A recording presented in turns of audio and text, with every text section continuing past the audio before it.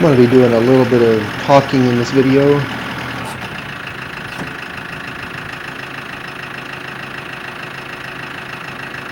Here I am connecting the tractor up to the trailer. You'll see I have to push the trailer back just a little bit to get the pin in. That's okay when the trailer's empty. I can easily move it around, but when it's full, this setup does present a minor issue. I have to be more careful about where I position the tractor and make sure that I'm right on the tongue of the trailer so I can get the pin in, because when it's full, there's no way I'm going to be able to move it the way I just did. So here I am driving in the field, going to go pick up some hay. Right here I look over to the left under this oak tree and I see that the ground is kind of rutted up. There's a little bit of ruts over here on the right side too. I think the wild hogs have been rutting around under that oak tree looking for acorns. But thankfully the field itself out here that I'm driving on over here towards the left hasn't been rutted up. This is my hay pasture, so I prefer the hogs just stay away. They're such a nuisance. But here I am positioning the trailer so I can put some round bales on it.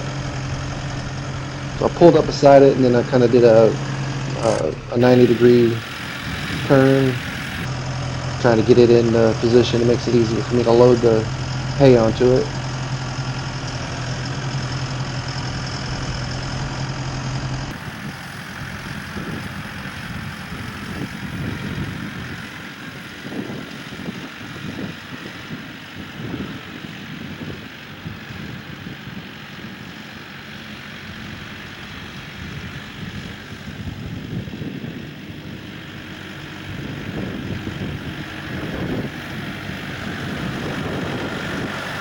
So you'll notice when I drop down this first bale that the trailer kind of moves a little bit under the weight of the bale, and that's not indicative of the strength of the trailer or lack of strength. It's the way the front of that trailer is designed. It's designed to kind of pivot. Here's another view of me dropping the bale on the trailer. That's the same bale.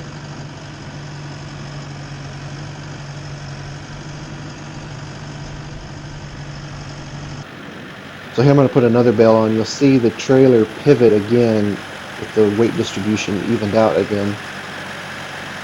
So it'll pivot back towards the tractor now. There it is. And so there in the front under that tongue, the way the trailer is designed, it's designed to pivot with the weight. I guess it's some kind of shock or some kind of system to provide a little bit of shock within the trailer. I'm not sure why it was designed that way, but it is how it was designed. The rear of the trailer is stationary. It doesn't have that pivot action, but that's why it kind of sways a little bit when you load things up there in the front.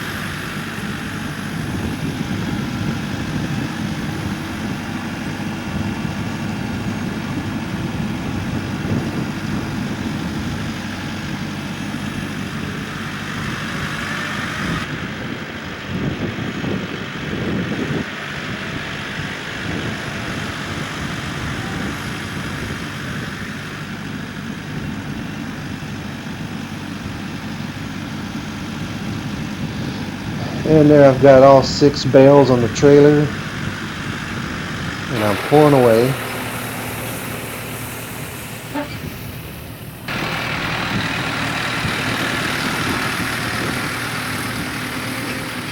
I don't have them tied down because I'm just going across the street to feed them out immediately. If I was going down the road a bit, I'd tie them down for sure.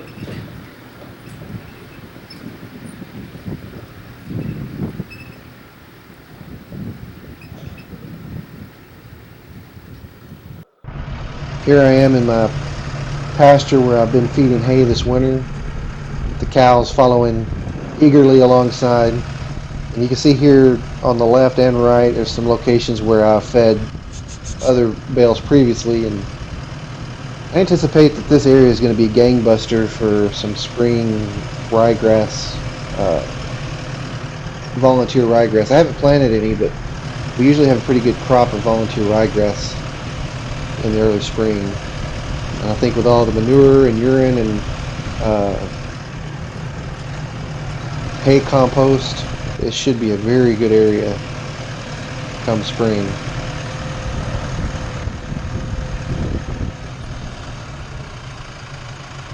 So here's where I'm going to park the trailer. You can see here I have some trouble unhooking the pin. It's got all the weight of the bales on the trailer, and I'm kind of having to struggle with it, but I got it. With 6 bales, and I figure these bales probably weigh, I don't know, 1,200 pounds a piece, maybe a little bit more since they have been rained on. So 6 bales, 1,200 pounds a piece, maybe a little more. 7,000 pounds are on the trailer right now.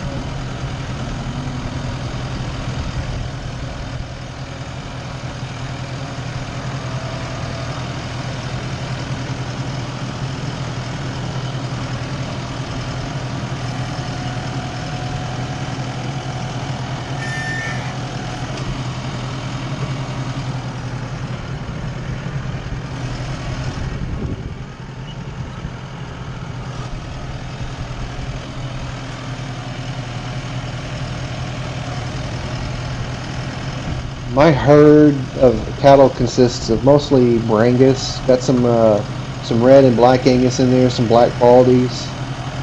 Got some Brahma, but my bull is he's got Brangus influence.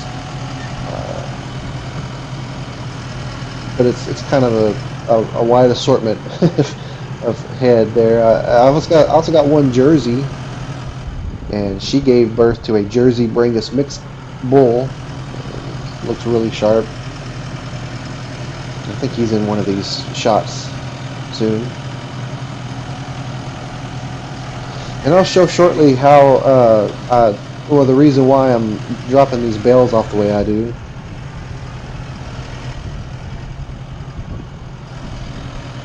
So I had anticipated feeding out 6 bales here, and that's why I loaded up the trailer fully of 6.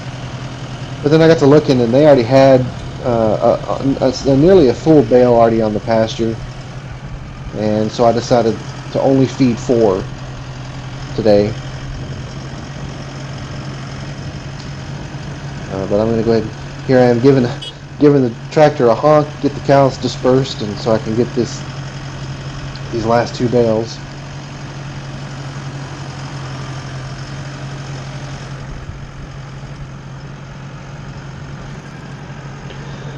Checking behind my shoulder, make sure I don't hit any cows, and I also don't want to run over any of the hay rings.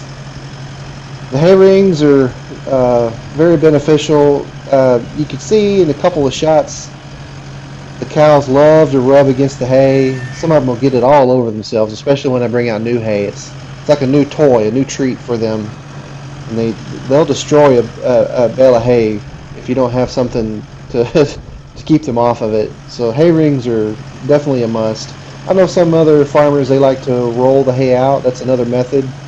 Especially that works really well in cold climates where there's a lot of snow cover on the ground, so you kind of get the hay rolled out for them.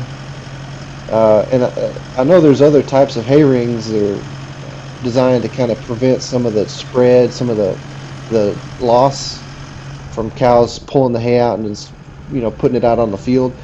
In my case, I bale my own hay, So it's not, I'm not paying for the hay really. I know I have fuel expenses and time, but in this case, them dispersing a little bit of the hay out on the ground is fine with me.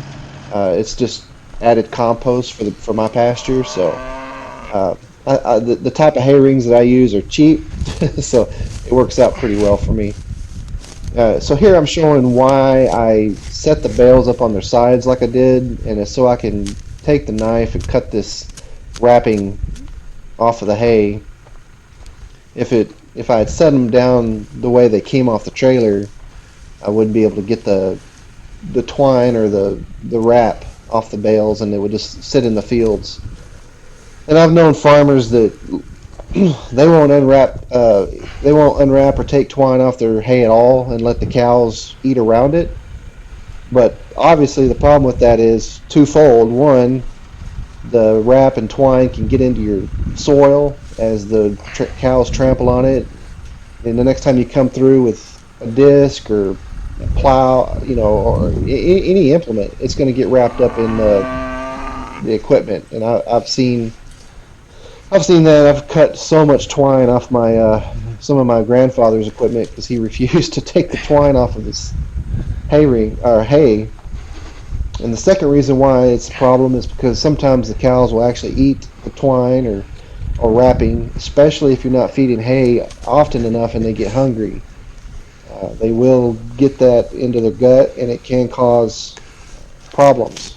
That twine gets up in their stomach, and it can cause malnourishment, digestive issues, and ultimately death.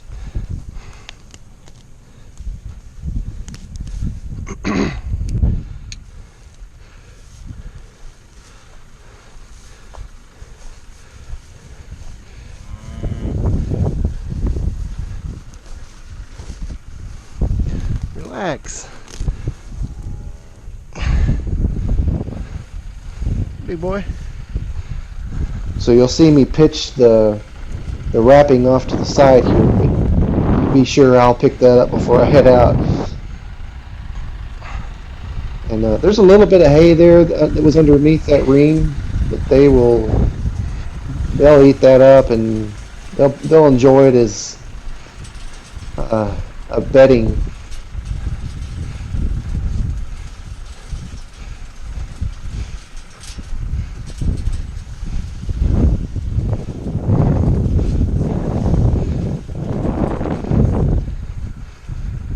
Here I'm dropping down the ring carefully. I don't want to bang my cow's head with the hay ring. So, like I said, there I am picking up the wrapping. I'm gonna put it on the trailer, and then I'll take these two bales off to another lot and use them for another day.